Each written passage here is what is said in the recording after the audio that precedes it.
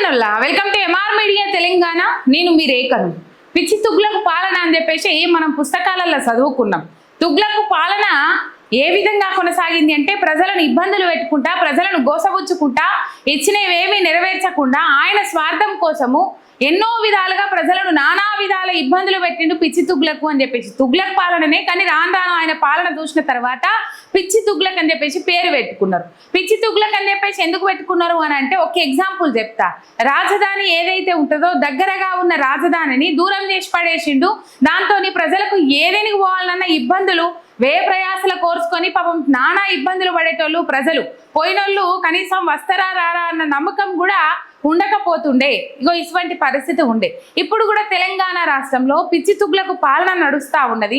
మరి ఎందుకు పిచ్చి తుగ్లకు పాలన నడుస్తూ ఉన్నది అని చెప్పేసి అంటారా? మొత్తం మీద ప్రజల నుంచి తీవ్రమైన వ్యతిరేకత ఉన్నది. ఆ వ్యతిరేకత ఉన్నప్పటికీ కూడా ఇంకా ప్రజా వ్యతిరేకతను మూటగట్టుకునే పనులే చేసుకుంటూ పోతా ఉన్నాడు రేవంత్ రెడ్డి పాలన, కాంగ్రెస్ పాలన. కానీ ప్రజలకు మంచి చేద్దాం, ప్రజల జీవన విధానాన్ని మెరుగుపరిచే విధంగా ముందడుగు పోదాం, ఇచ్చిన 6 గ్యారంటీలలో సగమైన అమలు చేసుకుంటూ పోదాం, ఆ సగం వాటికి ప్రజలను ఎట్లనో అట్లా బతిమిలాడుకుందామనే ఆలోచన రేవంత్ రెడ్డి దగ్గర లేదు. నేను ఎందుకు పిచ్చి తుగ్లకు పాలన అన్నానంటే ఇగో ఈ వీడియోలో అన్ని ముచ్చట్లు మనం మాట్లాడుకుందాము. మీరు ఒక్క సబ్స్క్రైబ్ చేసుకోండి.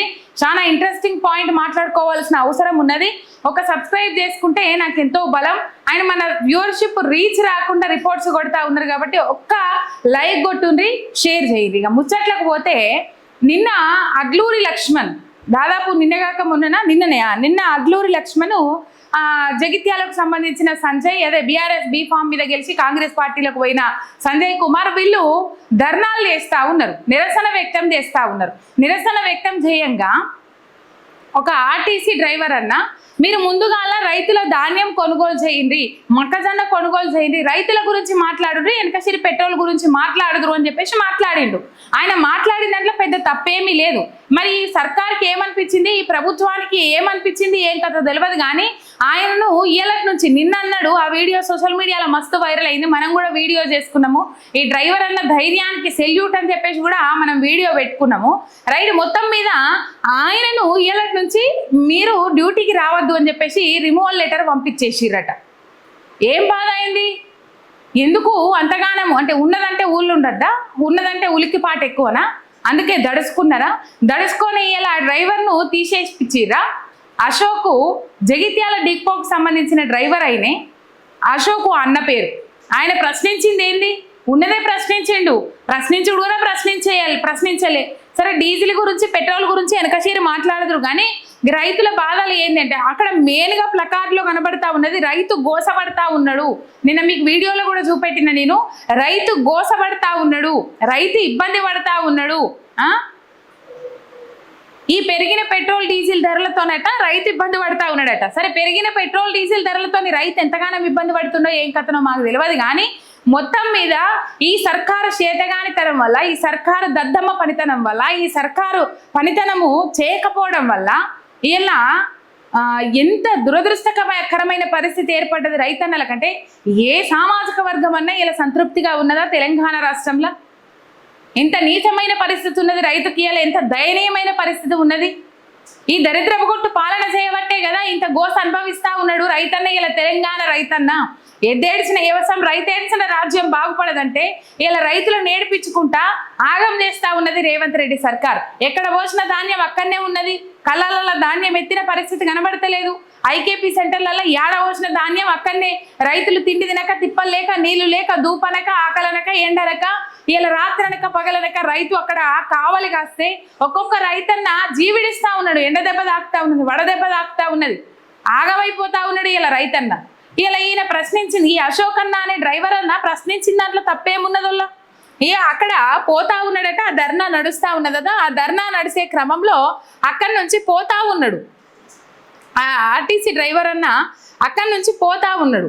ఆ పోతున్న క్రమంలో ఈ ధర్నా కొనసాగుతా ఉన్నది. ఈ ధర్నా కొనసాగుతున్న సందర్భంలో ఆయనకు తెలిసిన ఆయన, ఈ అశోక్ అనే ఆయనకు తెలిసిన ఆయన అక్కడ కనబడ్డాడట. ఒక్కసారి మీరు ఈ వీడియో చూడుర్రి.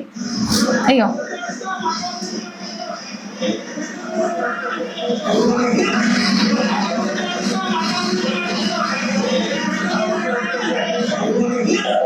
ఏమన్నాడు అన్న?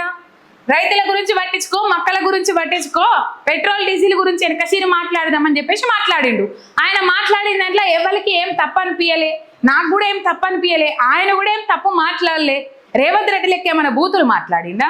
రేవంత్ రెడ్డి లెక్క పబ్లిక్ గా ఏమన్నా అనరాని మాటలు అన్నాడా? Unparliamentary words మాట్లాడిందా? లాగుల తొండలేసి కొడతామని చెప్పేసి మాట్లాడిందా? గుడ్లు వీకి గోళీ ఆడతామని చెప్పేసి మాట్లాడిందా? పేగులు వీకి మెడలేసుకుంటామని మాట్లాడిందా? అట్లాంటి రేవంత్ రెడ్డిని ఇంకా భరిస్తున్నారు ప్రజలు. 2 ఏళ్లల్లో వాళ్ళు కూడా సమాధానం చెప్తారు. కానీ ఏదో అంతగానము ఏమైనా అన్పార్లమెంటరీ వర్డ్స్ మాట్లాడిందా? ప్రభుత్వంలో ఉన్నదే కదా, మీ పనితనమే కదా. ఇలా మీ చేతగానితనం వల్లనే కదా రైతుల పంట ధాన్యం మొత్తం ఎక్కడికక్కడ ఉండిపోయింది. కొన్నదేమో గింతంత, మీరు చెప్పుకుంటున్నదేమో గింతంత.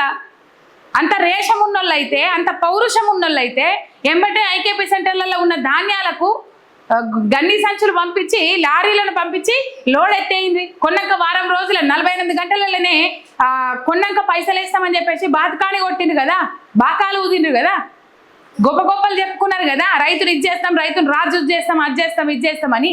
అంత రేషం ఉన్న వాళ్ళు అయితే ఈ డ్రైవర్ అన్న మాటలకు మీరు నిజంగానే రైతులను పట్టించుకుంటలేరు. ఇప్పుడు ఈ ముఖ్యమంత్రి కింద సలహాదారుల మాటలు వింటాడు, మంత్రులు కింద పిఏల మాటలు వింటారా, లేకపోతే పిఆర్ఓల మాటలు వింటారా? క్షేత్రస్థాయిలో వాళ్ళు ఏమైనా పర్యటన చేస్తూ ఉన్నారా? క్షేత్రస్థాయిలో పోతా ఉంటారా జనాలకి? కానీ ఈ డ్రైవర్ అన్న ప్రతి ఒక్క పల్లెకు పోతాడు, ప్రతి ఒక్క సమస్యలు వింటాడు. ఎందుకంటే బస్సులు ఎక్కేటోళ్ళు అందరు హై క్లాస్ వాళ్ళు ఎక్కరు కదా, రైతులు ఎక్కుతారు, పేదలు ఎక్కుతారు, ఉన్నోళ్ళు ఎక్కుతారు, లేనోళ్ళు ఎక్కుతారు, అందరు ఎక్కుతారు. ఆ మాట్లాడుకున్న సందర్భాలు ఈయనుంటాడు అశోక్ అన్న, అదే సందర్భం మాట్లాడిండు. లేకపోతే ఆయన ఒక రైతు బిడ్డ కావచ్చు. దానికింత ఇంతగానం నొప్పి ఎందుకైంది ప్రభుత్వానికి అనేది మాత్రం అర్థమైతలేదు. దడుచుకున్నట్టే ఇజ్జత్ మొత్తం తీసుకున్నారు, మీరు దడుచుకున్నారు. ఇగో ఇక్కడ మీకు ఒక వీడియోలు ఇది కనబడుతుంది చూడండి. ఇగో ఏమన్నాడు? డీజిల్ భారంతో రైతన్న కుదేలు, పేదోడి కడుపు కొట్టి పన్నులు వసూలు. ఏంది 35% అది దొబ్బుకుంటున్నారు. నిన్న మాజీ మంత్రి హరీష్ రావు గారు రాసిన లేఖతోని బట్టబయలైంది కదా. అది 35%. కేంద్ర ప్రభుత్వం డీజిల్ ధరలు, పెట్రోల్ ధరలు పెంచితే ఈ సర్కారు వాళ్ళు, రాష్ట్ర సర్కారు వాళ్ళు 35% దొబ్బుకుంటున్నారు దాంట్లోకి వెళ్ళి. ఆ 35%కి ఇంకా కలిపి మొత్తం ఇంకా తగ్గించవచ్చు కదా. మొత్తం మీద దొబ్బుకుంటా ఉన్నారు. ఇది సైడ్ చేయడానికా లేకపోతే ఇది డైవర్షన్ కా తెలియదు. కానీ మొత్తం మీద ధర్నాకు దిగిండ్రు. ధర్నాకు దిగే వరకల్లా ఆనందంగా పోతున్న ఆర్టీసీ డ్రైవర్ అన్న ఈ ముచ్చట మాట్లాడిండు. వీళ్ళకు బాగా నొప్పి అయింది. నొప్పి అయ్యే వరకు పాపము ఇగో ఆయన ఆల్రెడీ ఇగో నేను గిట్ల మాట్లాడినా గిట్ల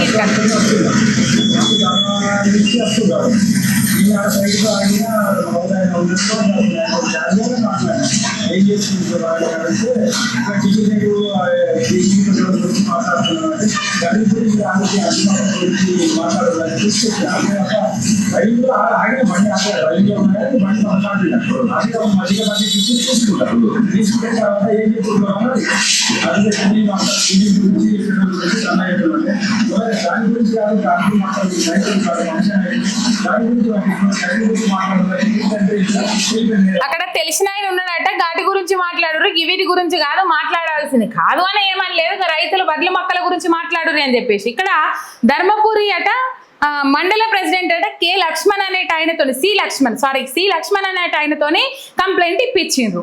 కంప్లైంట్ ఇప్పించి ఆయనను రిమూవల్ నోటీస్ పంపించి నువ్వు డ్యూటీకి రావద్దని చెప్పేసి తెల్లారి నుంచి చెప్పేసిండు. ఏం లేదా కాంగ్రెస్ మండల అధ్యక్షుడట ఆయనతోని కంప్లైంట్ ఇప్పించారు. ఆయన మాట్లాడిన దాంట్లో అంత తప్పేం కనబడ్డది?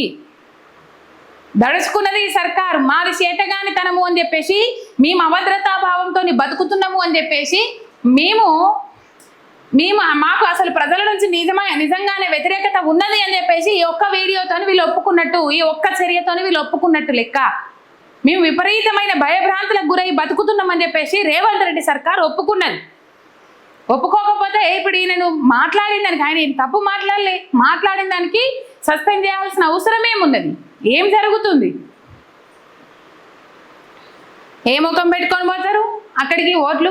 ప్రతి ఒక్క ఆర్టీసీ డ్రైవర్ అన్న, ప్రతి ఒక్క ఆర్టీసీ కార్మికుడు ఈ అశోక్ అన్నకు మద్దతుగా నిలబడాల్సిన అవసరం ఉన్నది. ప్రతి ఒక్క ఆర్టీసీ డ్రైవర్ అన్నా ఈ అశోక్ అన్నను డ్యూటీలోకి తీసుకునేదాకా పోరాటం ఈ సర్కార్ మీద చేయాల్సిన అవసరం ఉన్నది. ప్రతి ఒక్క తెలంగాణ బిడ్డ ఈ అంశం మీద స్పందించాల్సిన అవసరం ఉన్నది. ప్రతి ఒక్క రైతన్న కూడా ఈ అంశం మీద స్పందించాల్సిన అవసరం ఉన్నది. రైతుల బాధలు పట్టించుకోర్రి అని చెప్పేసి మొత్తుకున్నందుకు ఇవాళ అన్న డ్యూటీలకు రాకుండా చేస్తారు. ఆల్రెడీ గంగుల కమలాకర్ స్పందించారు దీని మీద. కంపల్సరీ ఆయనను మళ్ళా తిరిగి వాపస్ విధులలోకి తీసుకోవాలి, తీసుకోకపోతే జగిత్యాల డిపోను ముట్టడిస్తామని చెప్పేసి హెచ్చరికలు జారీ చేసిండ్రు. And BRS leader Jeevan Reddy Jagtial కూడా స్పందించిండ్రు. ఒకవేళ అశోకును డ్యూటీలోకి తీసుకోకపోతే ఈ 2 సంవత్సరాలు అశోక్ కుటుంబ బాధ్యత మొత్తం మేమే చూసుకుంటాము, అన్ని విధాలుగా ఆదుకుంటాము. అండ్ ప్రభుత్వం రాగానే టెంపరీగా ఉన్న ఈ అశోక్ అన్నను పర్మనెంట్ డ్యూటీ చేస్తాము అని చెప్పేసి మాట ఇచ్చడం కూడా జరిగింది. ఇక మొత్తం మీద ఈ సర్కారు దడుచుకున్నది. మేము అభద్రతా భావంతో బతుకుతున్నాము అని చెప్పేసి దడుచుకొని వాళ్ళే బయట వేసుకున్నారు. ఇక ఇట్లా నడుస్తుంది కథ. అలా మాట్లాడింది తప్పు లేదు, ఏం లేదు. ఒక సబ్స్క్రైబ్ చేసుకొని సపోర్ట్ చేయండి. మీ ఎంఆర్ మీడియా తెలంగాణ ఛానల్.